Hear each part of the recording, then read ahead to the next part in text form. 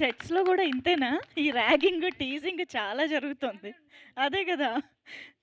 లేదు అలా చెప్పిన వాళ్ళకే మైక్ ఇవ్వడం మా ఆనవాయితీ. సో, హాసిని ఇప్పుడు మాట్లాడతారు. ప్లీజ్.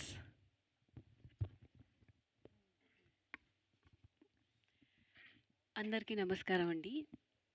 ఇక్కడ వచ్చిన అందరు మీడియాకు థ్యాంక్ యూ. మాకు ఎక్కడ చూసినా ఏ రీల్స్ చూసినా మమ్మల్ని చాలా చాలా చూపిస్తున్నారు. ఏ రీల్ చూసినా పురుష టీమ్ అని. ఆహ్, చాలా హ్యాపీ అండి. అండ్ ఫైనలీ సినిమా రిలీజ్ అయింది.